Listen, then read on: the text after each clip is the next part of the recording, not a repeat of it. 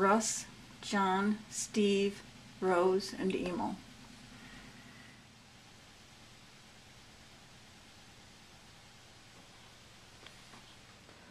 Well, Okay. this came from my grandmother, and it was brought over here in the late 1800s from Sweden with my grandmother's family. And it's clay, it's a clay boat, and I believe originally it was probably an ashtray. And it has this elf-type guy sitting in there. In Sweden they call him Tomtegubbe, and I think that means old man. But my grandmother, because it was fading with the color, painted it and made a mess of it. But I will not take that paint off and try to restore it because it was my grandma who did it, you know. So when she died, I was given this gnome, this Tomtegubbe. And so it's the first one I've ever owned. And then we went out to Ohio to visit Charlie's aunt. And they're on that Lake Erie, and there was a shop where they were selling these gnomes. And my first one that I intentionally bought was up there in that place, Ashtabula, which is right close to Youngstown, where Aunt Hattie lived. And then I just loved this creator of these gnomes, Tom Clark, so much that I started looking for his work in other places and starting picking up pieces. And they all have names, they all have stories behind them.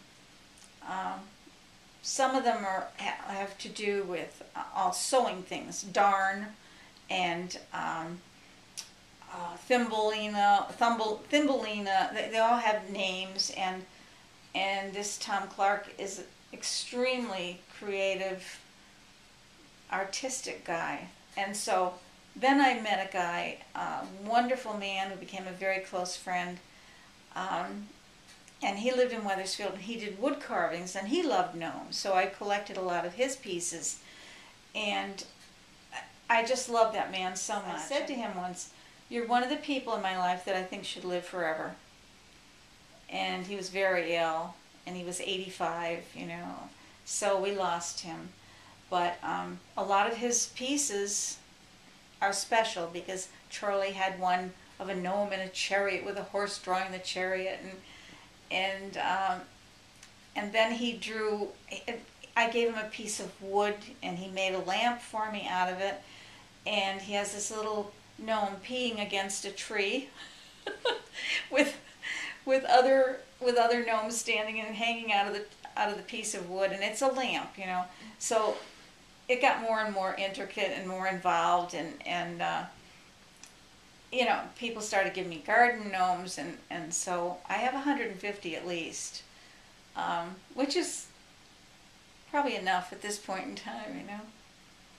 I had a big one this big. He was 4 feet, 5 feet tall, and I gave him to our grandson Christopher because Chris loves gnomes. He's just intrigued by them. Actually, there's one sitting up there on the wall that he was not even talking yet. It's hanging on the heater thing. The thermostat. He was with his mom, and he saw this, and he was gesturing and making noises, and she didn't understand what he wanted to do, and he wanted to buy it for Grandma. And he wouldn't touch it, he wouldn't play with it, it was mine, you know. So he has David the gnome, who was very tall, you know.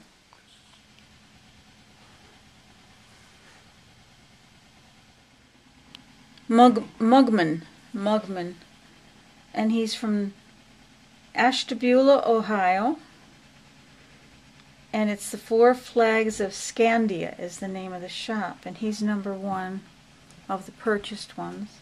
He's sitting on the Swedish horse, but everything else came from other places. Which shop was this from? That Four Flags of Scandia from Ashtabula, Ohio. There's the Yukon one.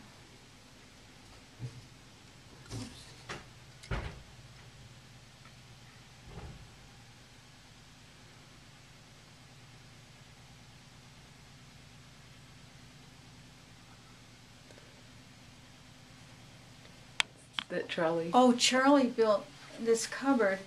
It's a replica from the Freeman farmhouse in Sturbridge Village, and I got the pattern, and Charlie built it for me because it holds a lot of gnomes, and we needed something that would really, you know, we could fill up to the top. Most of those are Tom Clark.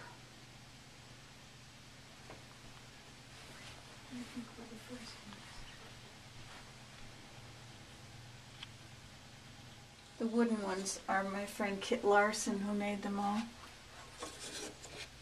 They're in all kinds of positions.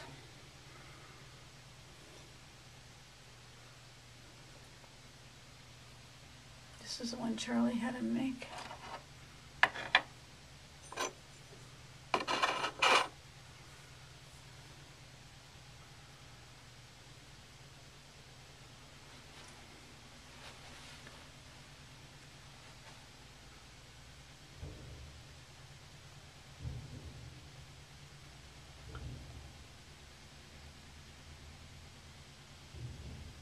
Sister-in-law Tina made that for me. She did a lot of rug hooking.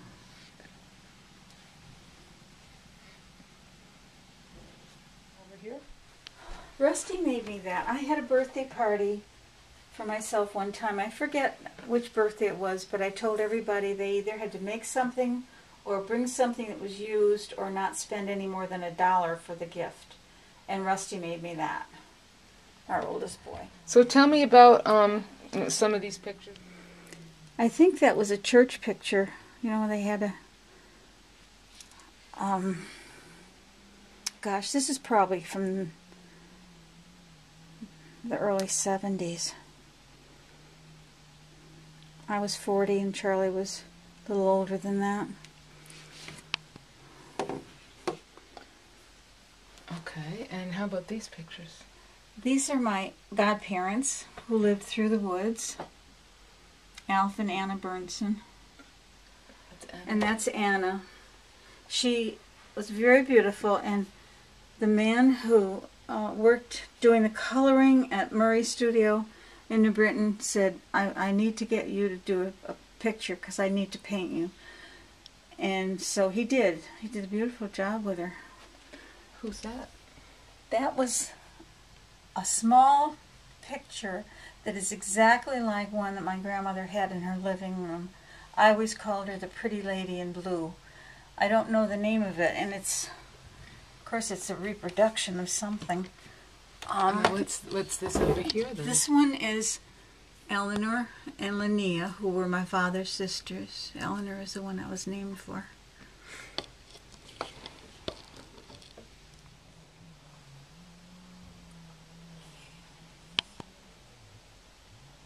$18.99. Well, Eleanor had these dishes when she was a little child. Aunt Sophie, my grandfather's sister, gave Eleanor this set of dishes, and they're from Germany. And my grandma always told me they were going to be mine someday. And then when she died, she hadn't told anybody, so my aunt owned them then, and she was going to give them to her granddaughter.